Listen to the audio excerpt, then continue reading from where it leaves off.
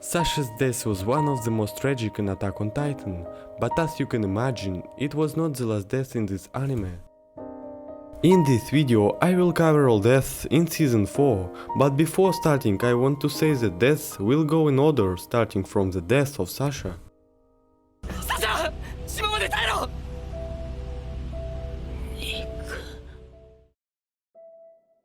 Darius Zackly. Before his death, Zackly forbids Armin and Mikasa to meet with Eren and after a short conversation sends them away. After they leave, 3 members of the military police enter his office. Unknown to Zackly, rebels have placed a bomb inside his torture device. It goes off, killing him and destroying his office. His dismembered corpse lands outside the building in full view of the protesters. According to pixis, Zackly would have been satisfied knowing he died because of a revolution. Colt Grice. Due to the fact that Falco drank Zeke's cerebrospinal fluid, Colt begs him not to scream until the Falco leaves a sufficient distance. Zeke sympathizes with Colt but still refuses and shouts. Colt, overcome by grief, hugs Falco and promises to always be with him as his brother starts to transform into a Titan. His close proximity to Falco's transformation causes Colt to be dismembered by the blast and ultimately burned to death. Porco Galliard. Galliard admits he finally saw his brother's memories. Soon he realizes that he is unable to heal all his wounds and exits the Joe Titan. Stumbling towards Reiner and the newly transformed Falco Grice, he states how he finally was able to see his brother's memories and is now aware of Marcel's role in him not being selected as the Armored Titan 11 years prior. Proclaiming that he will always be a better warrior than Reiner, Galliard allows himself to be devoured by Falco and transfers his power to the young warrior candidate. Dot and Nile. Nile Dog and Pixis were transformed into pure Titans and then killed.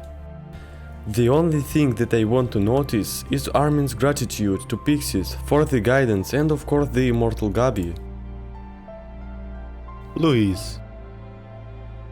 While she is in the hospital, Louise is visited by Mikasa. Louise laments that she will not be able to see the fruition of Eren's plan and mentions that she got to speak to him once about Mikasa. She claims that Eren told her to throw Mikasa's scarf away and that she instead chose to wear it herself, prompting Mikasa to demand she gives it back. As Mikasa leaves, Louise claims she has no regrets in life and she lived devoting her heart.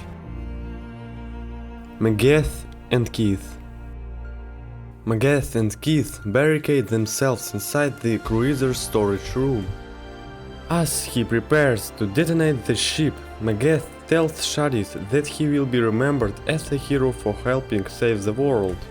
Shadis tries to compliment him likewise, but Magath refuses to accept praise because of his background in the Marlin military and then expresses regret for his warriors being unable to live normal lives.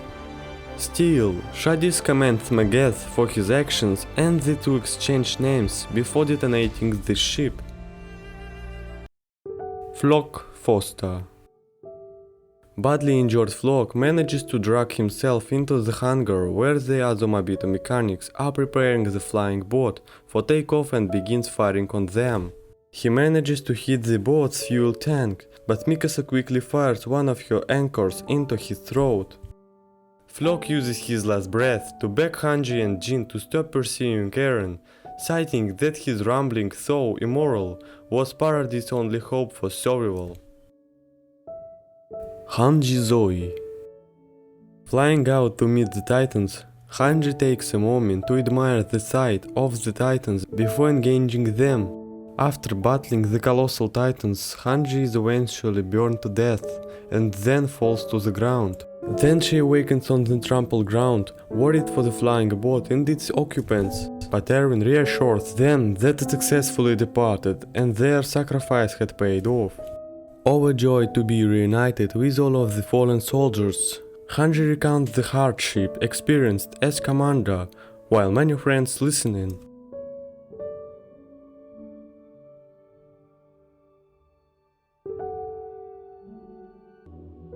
Zeke Yeager. Zeke emerges from Eren's Titan and begins calling for Levi. After getting his attention, Zeke takes a moment to admire the day and laments that he didn't notice its beauty sooner. He wryly admits that he didn't deserve to notice given the atrocities he has committed before being decapitated by Levi. For me personally, his death was strange. Why did he sit in the path all this time? Why didn't he get out of Titan earlier? Write in the comments how you reacted to Zeke's death. Let's hope the end is great. Bye everyone.